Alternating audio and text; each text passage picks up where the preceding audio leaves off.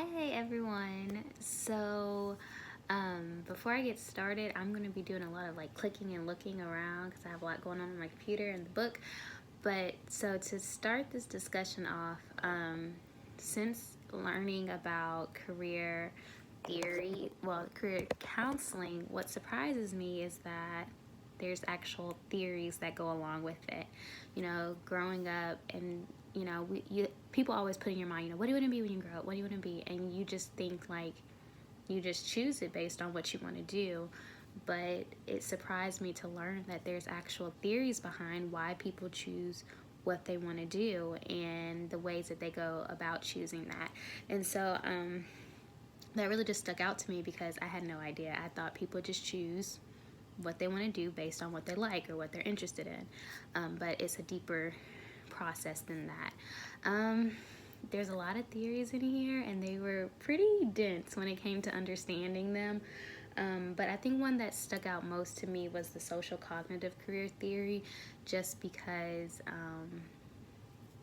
it relates back to, your experiences, and not only your experiences, but like what you feel confident in doing and what you feel like you're able to attain. And I feel like that's true to me.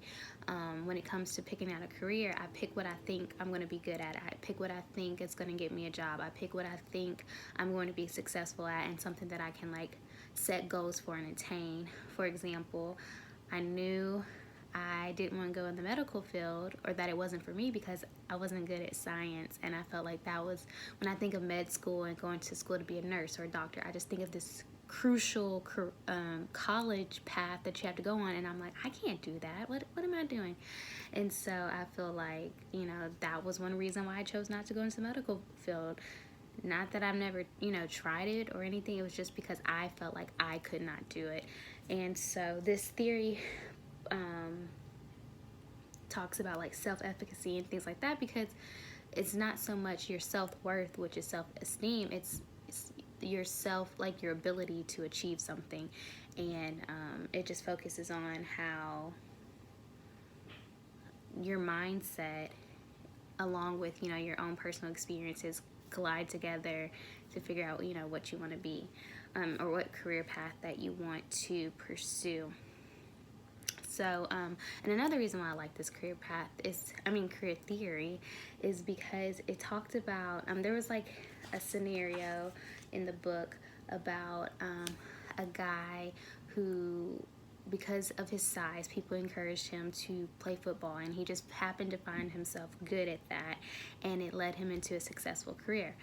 And he never really took the chance to explore other careers, and he just figured he'd just stick with what he knew, what was good. And I feel like that's true to me because I felt like I really didn't explore careers in depth, and I just kind of went with what I thought I was good at and what I would be successful at. Like, I've always worked with kids, and I just happened to be good at that. So teaching kind of fell in my lap, and teaching is kind of something that I was just good at, and I never really explored other things and what I could possibly be good at doing. So that story like stuck out to me, and I think that's another reason why I really like this career theory, because it talks about exploring other options. It talked about different exercises counselors can do with their clients to careers that they know that they would want to do, careers that they absolutely know that they don't want to do, and then careers that they have questions about that, I never really thought about it, but I'm interested in looking into that career. So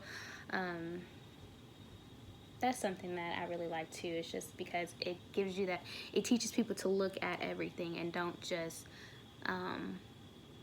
put off something just because you feel like you can't do it, or that you don't think you'll be able to achieve those goals, or it's too hard, or the path is too difficult. So let's see what else. So I feel like that is one reason why I like, well, except for reasons why I like it, but I also feel like those are the strengths too, as far as this theory is concerned. As far as limitations go, I feel like the book, if I'm understanding it correctly. Correct me if I'm wrong. But there's some limitations into the fact that there's not a lot of research that truly like supports it, and but there is research showing that, you know, that this is applicable and that this does work. But it says that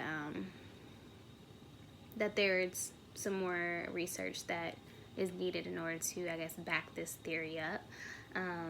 I like researched and researched. I read the book to the best of my understanding and try to find some things online, but I guess I'm not truly, like, I don't really understand or know the complete limitations to this theory. So if anyone can help me out on that, feel free to do that.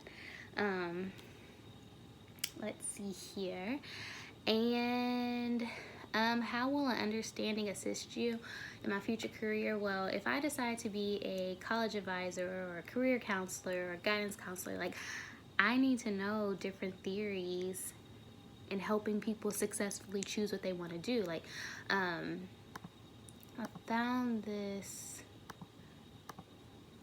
quote that explains like exactly what career development is.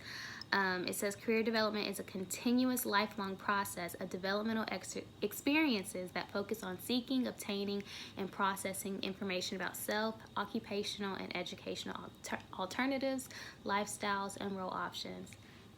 Again, I did not think that picking a career was this deep. And it says, to put it another way, career development is the process through which people come to understand them as they relate to the world of work and their role in it. So, you know, putting a lot of thought into your career and putting a lot of like learning about yourself and connecting yourself with your work field,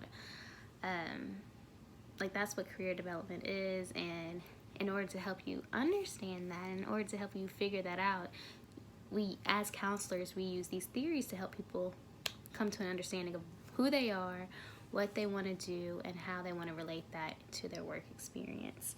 So I feel like with that understanding, that's going to help me in my future career paths, because it's not just going to be I'm sitting down and like, okay, what do you want to do? Okay, let's go do that. It's actually putting real thought into what people want to do as their work experience, because I feel like you want to find something that people thoroughly enjoy doing and what they feel like is purposeful and what they feel like they're going to really benefit from and enjoy and look forward to doing. Because I know I have been in places in my life as far as work goes that I'm miserable doing it, and it puts you in a mindset that like, oh, I'm a failure, or oh, like I can't see myself doing this for the rest of my life. Oh, I'm dreading to get up.